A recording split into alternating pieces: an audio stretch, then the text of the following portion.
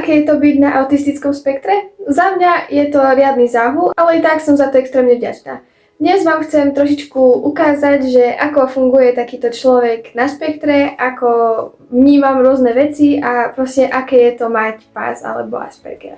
Ja som diagnostikovaná od mojich 13 rokov a som hlavne za to vďačná, že mám to tak čierne na bielom, že ako to je a nemusím o sebe si myslieť, že som totálny blázonko. Ono sa to dosť vyvíjalo počas rokov a môžem povedať, že teraz som asi v tej najintenzívnejšej fáze, kedy mám najväčšie príznaky. Ja len chcem zdôrazniť, že nerada to popisujem ako nejakú chorobu alebo diagnózu, pretože celkovo autizmus a pás, tak to nie je, že choroba, je to inako z nervovej sústavy. Ono je to akoby neurovyvinová porucha, kde sú rôzne znaky, ktoré ju vystihujú. Typickí autisti majú napríklad často tú reč nejak oneskorenú a často môžu byť aj nekomunikatívni.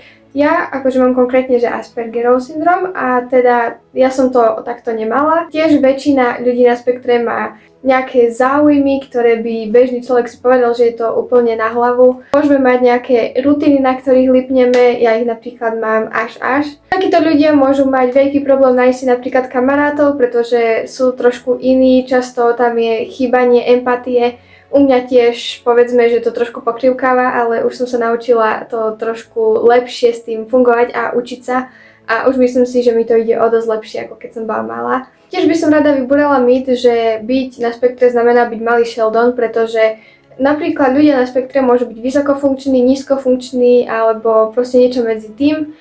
Nízkofunkční, tí majú trošku už väčší problém, tam je potrebná často už starostlivosť 24/7 od nejakej osoby, často je tam problém s rečou, s čímkoľvek vlastne a tam už je to dosť ťažší stav, ale potom vysokofunkční autisti alebo ľudia dokážu už robiť väčšinu činností, dokážu sa nejako zapojiť do spoločnosti, len môžu mať nejaké problémy fungovať. Ja ako malá tiež som pociťovala isté veci, nemala som napríklad kamarátov moc, mala som jednu kamarátku, ale to nebolo veľmi šťastné priateľstvo. Proste som vždycky bola taká osamelejšia, taký outsider. Mňa zaujímali úplne iné veci, ako zaujímajú ostatných ľudí v mojom veku, alebo ktoré zaujímali, keď som bola mladšia. Tak oni riešili isté veci, ja som riešila niečo úplne iné a nevedeli sme sa nejako shodnúť. Môžem povedať, že je to takto doteraz, že stále sa nedokážem odshodnúť s rovesníkmi a je pre mňa veľmi ťažké nadržovať nejaké vzťahy. Ako malá som tiež mala potrebu tie hračky, ktoré som mala rôzne usporiadavať podľa tých mojich pravidiel a keď to niekto nejak premenil, tak som dosť bola na neho nahnevaná. Mala som svoje rutiny, ktoré som nebola rada, keď sa porušili. Napríklad som mala istý čas, kedy som chcela jesť obed, ale istý čas, kedy som chcela jesť večeru a keď sa mi to narušilo, že sme niekde cestovali a ja som nemohla mať večeru medzi 4. 5. a obed medzi 12. 1. tak som bola úplne rozhodená z toho a nepáčilo sa mi to, dokázala som byť až nervná.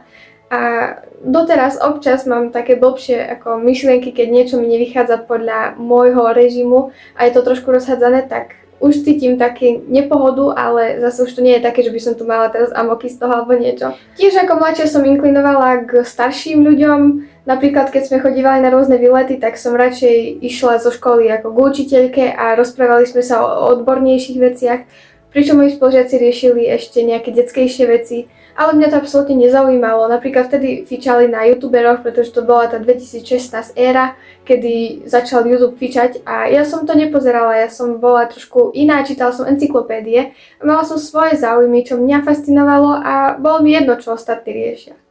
Tiež som rada tvorila a od malička som rada kreslila alebo robila rôzne ručné práce.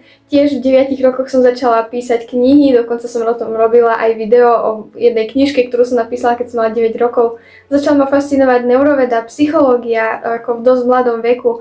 Tiež také vedy, ktoré sú trošku už na inej úrovni a fakt som sa učila a čítala som si knižky, ktoré vôbec neboli pre moju vekovú kategóriu. Ale malo to tiež svoje nevýhody, pretože som veľmi ťažko znášala hluk, s čím mám problém doteraz, a jasné svetlá, pretože keď sme chodievali na rôzne vystúpenia zo škôlky alebo potom zo školy, tak som to celkom nezvládala, mala som tam totálne meltdowny, pretože tam bol hluk, svetla, veľa ľudí a tiež som mala problém, aj keď bolo niekde veľa ľudí a vytvárali nejaký šum, hluk, ktorý mi extrémne vadil.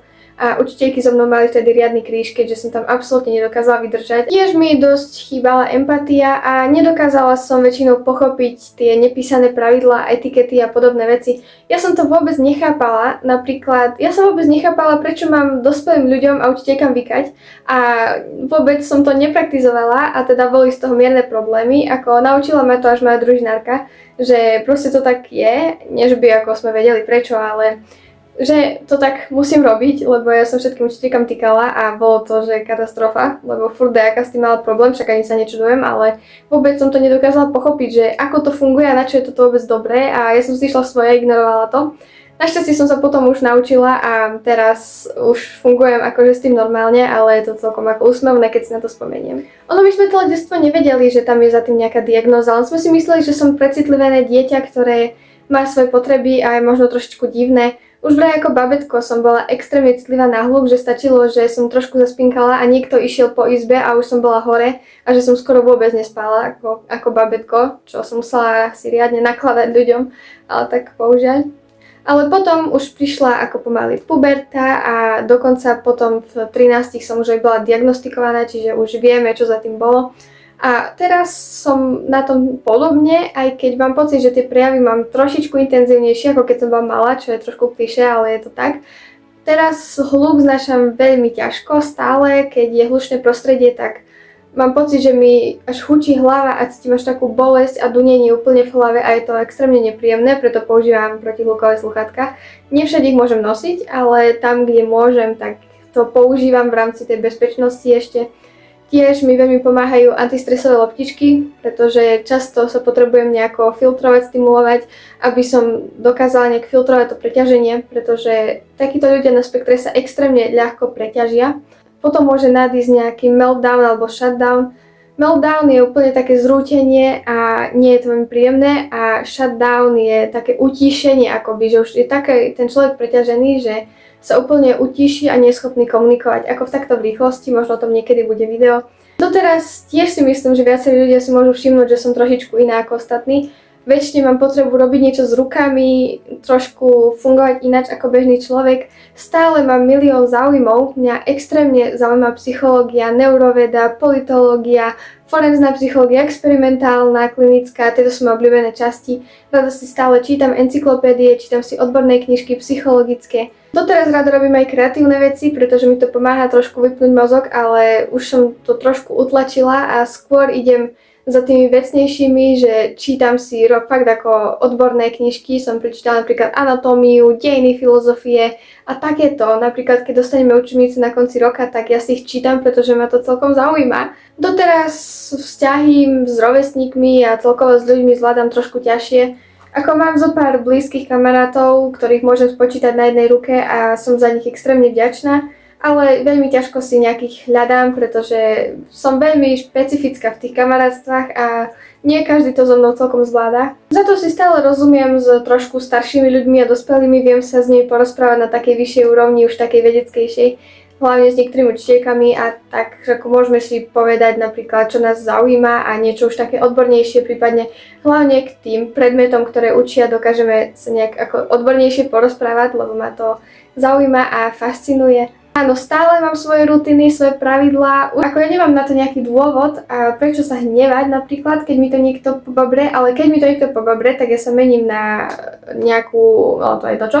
No možno sa ešte tiež niekto opýtať, že ako sa ako cítim, ako proste človek na spektre, tak cítim sa asi normálne ako bežný človek. Ja samu seba považujem za normálneho človeka, avšak tiež mi ešte nedá nespomenúť, že napríklad dosť vymýšľam v štruktúre jedla.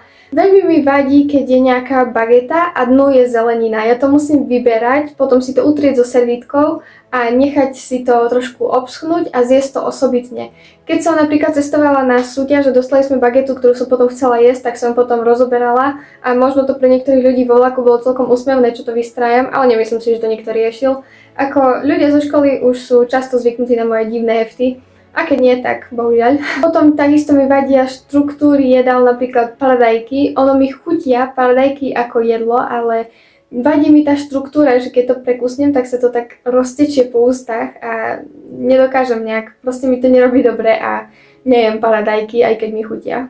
stále nechápem nepísaným pravidlám etikety a často robím veci, ako obkúkam od ľudí, ako sa to má robiť v tejto spoločnosti a urobím to, ako čo treba, ale niekedy vôbec nechápem význam, že prečo to takto má byť, ako som to musela urobiť vôbec, ale snažím sa nejak prispôsobovať aj tejto spoločnosti, lebo zase nemôžem sa správať ako nejaké zviera z pralesa, ale tak stále sa učím, obkúkávam od ľudí, ako reagujú v rôznych situáciách a skúšam reagovať ako rovnako. Ale tiež už som sa naučila, že nechcem sa vôbec pretvarovať, lebo ako mladšia som sa veľmi pretvarovala, lebo som chcela byť ako rovesníci, aby ma brali medzi seba a aby som sa dokázala s niekým kamarátiť. Ale akurát to bolo kontraproduktívne, nenašla som si ďalších kamarátov absolútne a i tak sa so mnou nikto nebavil a nebolo to k ničomu vôbec dobré a určite nie je dobre sa meniť pre nejakých rovesníkov alebo pre niekoho, aby sme sa s ním dokázali kamarátiť, lebo on sa bude kamarátiť len s tou našou verziou, ktorú sme si vytvorili a nie s nami ako človekom a potom keď nás prekúkne, tak to kamarátstvo skončí. Napríklad tiež o mne je zaujímavosť, že extrémne rada rozprávam pred ľuďmi a prednášam. Napríklad keď máme v škole prezentáciu, tak si to užívam, lebo ma to extrémne baví a naplňa. Aj takto na kameru na YouTube veľmi rada rozprávam, povedzme, že prednášam. Rada robím nejaké veci na vyššej úrovni, že mám svoje ambície, čo chcem do budúcna nejak vybudovať alebo zvládnuť, vyťažiť zo seba maximum a využiť to, že napríklad mám super pamäť, že sa veľa rada učím a že mám tie ambície na svoje dobro. Aj keď moja slabá stránka je tiež to, že sa extrémne prepracovávam a keď dostanem nejakú úlohu, chcem ju okamžite dokončiť a na 300% a potom vyhorím alebo už príde ten shutdown a už to nezvládam ďalej. Ale tiež sa snažím hľadať tú rovnováhu medzi školou, súkromným životom, tým, čo ma baví, čo robím vo voľnom čase a verím, že sa mi to bude dariť, až to bude super. Majte sa!